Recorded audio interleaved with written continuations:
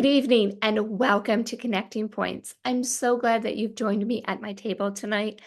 Tonight's topic is just a fun, lighthearted way to look at exercise during the holidays, but also to talk about how it really can help to reduce stress without being an added strain to our time schedule. So with that, let's go ahead and get started. I do need to give this general disclaimer that this session of Q&A is not intended in any way to treat anyone with a medical condition. Rather, it's public health information that could be found at a doctor's office, at a community center, or anywhere on site that gives a reputable medical public education. 1 Timothy 4:8. Let's go ahead and talk about that. It says physical exercise is good, but exercise for godliness is so much better, promising benefits in this life and in the life to come. And our walk with God is always paramount. That always needs to come first. And I believe that's what this verse is telling us. We really need to make sure that our spiritual walk, our connection with God, comes first in all that we do, and that it's healthy and it's balanced.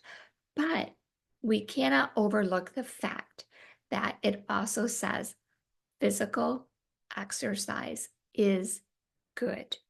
And if we are the vessels for the Holy Spirit, then we need to be caretakers of the vessel and do what we can, given the health conditions that we have, to be as healthy as we possibly can. So what that means is we invest a little bit of time, 150 minutes a week, that's 30 minutes a day, into taking care of the vessel. So how do we do that? Well, we're going to talk about that. We're going to talk about cardio today with a holiday twist. We're going to talk about weight-bearing exercises that we can do during the month of December, and also the benefits of both for cognitive and physical. So when we talk about holiday cardio, I want us to really think, first of all, outside of the box, because let's face it, our schedules are crazy in the month of December. And the first thing that goes on most people's to-do list is exercising. We just say, oh, it's a free 30 minutes, and we scratch it out. When that's the one that we really need to be looking at, how can I incorporate it?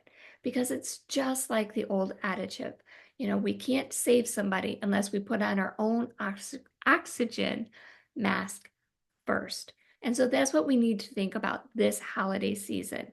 How can I make it fun? How can I incorporate the family? Or how can I incorporate it into what I already need to get done? So I was thinking about some fun holiday cardio activities, and roller skating and ice skating came to mind. Now, I have really weak ankles, and I'm not a good ice skater or roller skater, but I watch people and they look like they are having so much fun. And so that is something I know a lot of people enjoy. Skiing, snowboarding, and sand dune hiking. Those are all wonderful things that we could do as a family. Think beyond our aches and pains. Think beyond our everydays. I don't have time. And maybe say no to a couple of other things so that we can say yes to some of these. Walking the neighborhood dogs. Why is that a great one? Because not only is it a great cardio, not only are we breathing in that great fresh air, and when we're out in the fresh air, we know that we breathe more deeply, so we're taking in more oxygen, we're increasing that flow of oxygen throughout the body, but we're also helping neighbors. Think about your older neighbors who may not be able to get out in the weather, but we could take 30 minutes, 15 minutes here and there to just walk a dog for them. That would be a wonderful gift to give. Shoveling snow. I used to live in Michigan. Oh my stars. Shoveling snow was just a given, but it's a great cardio, but it's not great for older folks to be doing. So younger folks, it's a great activity and a great way to just give a gift the holiday season. Walking a holiday 5K. I live in Florida, And Florida has so many 5Ks this time of year. We tend to have the majority of them during the winter months because it's cooler. And 5Ks are easily walkable. And one of my goals on my vision board for 2025 is to get a group of people together and walk it as a team. And here's one that we can do no matter the weather. We all have one of those closets that we walk by and we're like, ugh, I'll get to it later. Or what about that basement where, we kind of go down the stairs with a blind eye and we just kind of ignore what's in the corner? Or the garage that we can barely get our car in. These are all wonderful ways to get a great cardio exercise and mark some things off of that to-do list as well. And another great point about it is when our family's really getting on our nerves, the kids are home from Christmas vacation, our spouse may have a little bit of extra vacation time, and we're just really craving some alone time. Trust me, nobody wants to help clean the garage. Nobody's going to volunteer to help in the basement, and nobody wants to go near that closet. So that's guaranteed quiet time. All right, what about some great holiday weight bearing activities? Just hold on for a second when I talk about this one. Volunteering at a Christmas tree lot. A lot of churches actually sell Christmas trees, and they would love to have people volunteer to help carry the trees. Well, how is that weight bearing? Because we're working particular muscle groups. We're working our core, we're working our shoulders, arms, and legs. Shoveling snow and sand, that's both a cardio and weight bearing. And we're working again our core, arms, our back this time, and our legs. We could build a snowman or a snow fort. We could do a sandman or sand sculptures. And we're doing that. We're working again our core. So getting a lot of great core workouts here. We're working our shoulders and again, our arms and our legs. Pulling kids uphill, whether it's in the sand or the snow, is a definite workout. We're working our glutes, we're working hamstrings, we're working calves, and we're also working our arms. Snowshoeing or hiking, that is another great one where, again, we are working our glutes, our hamstrings, our calves, and our arms. What about Christmas tree lights? Hanging up Christmas tree lights works legs, it works our core, it works arms and shoulders. And you say, okay, Pauline, well, I only have one house to put up Christmas tree lights. But think about these older neighbors.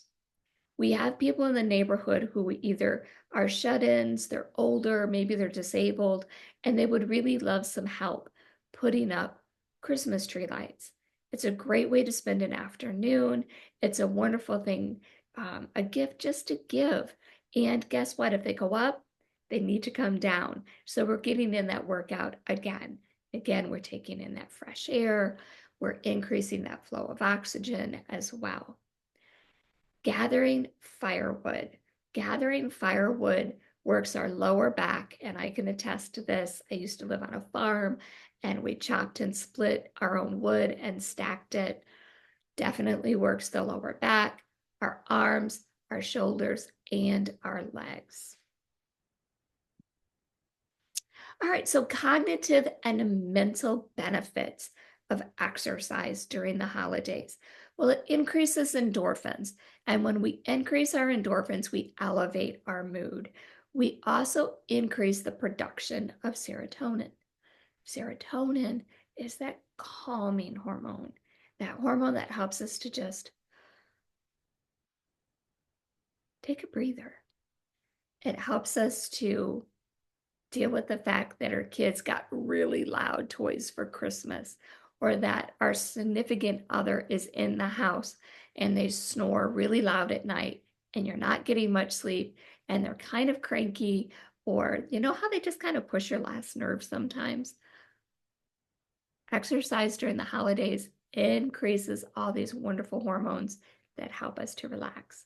Also, physical exercise reduces pain, which reduces our stress, reduces inflammation. We actually get inflammation in our brain as well as in our body. And so exercise helps to reduce that inflammation, reduces headaches, reduces stress, helps to reduce depression, and also has been known to reduce our appetite. Now, look at all these fantastic benefits to the body. It increases our energy. Who couldn't use more energy in the month of December? Increases muscle mass. Remember, we're hauling all of those Christmas trees at the local church Christmas lot? Yep, we're building muscle mass. But we're also improving bone health. And bone health, particularly for women who are middle-aged or older, is incredibly important. It strengthens our heart, increases blood and oxygen flow through the body. It improves our good cholesterol level. It helps to increase our quality of sleep, so we're getting a better, deeper sleep. Aids with weight management. It decreases body inflammation, decreases the risk of type 2 diabetes, decreases that bad cholesterol, decreases blood pressure. Even though we know we have family coming in for the holidays, it's helping to manage that blood pressure.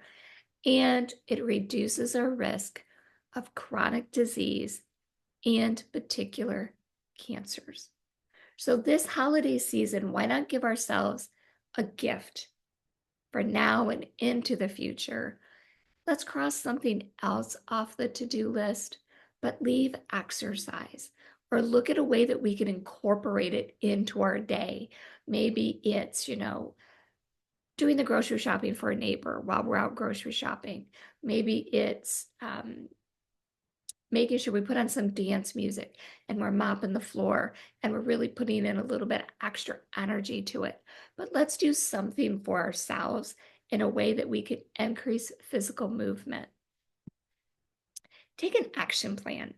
I really hope that as you watch this video, you get inspired to look into January 2025 with a new vision, and you think, okay, this is where I'm at right now, but this time next year, this is where I want to be. And create a vision board. Create a vision board. Maybe there's a sport that you've always wanted to try, and you've limited your thinking, and you've kept yourself inside of a box and said, oh, I could never do that. Well, why could you never do that? Or maybe could you do a modified version of whatever it is? But really begin to allow yourself to explore outside of the box. A sport that you might like to try, something you're currently doing, how you could continue that, but dream big. Here's my vision board for exercise for 2025. Like I said, I want to get a group of people together and just walk a 5K, just so that we see that we really can still do it. While I will not run a marathon again, I know that because of plantar fasciitis, it's not going to happen, but I could walk a 5K, and I'd like to do that again. I am currently learning to kite surf. I want to get to the point next year where I am actually doing it. My husband surfs, and I thought it might be great for me to begin to at least try to surf with him. He's asked me for many years to do it, and I keep saying, no, I can't. I'm too clumsy. I'll keep falling off. I'm not a good swimmer. I've given him 100 excuses of why I can't do it. But really, all I need is one reason to do it. And we've just seen so many reasons. And then I want to take up ballroom dancing.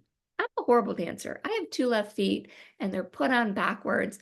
I have absolutely no grace whatsoever. And my husband is a phenomenal dancer. He's an amazing dancer. And I would love to just be able to dance a few dances with him without killing myself or him. So that's my vision board for 2025.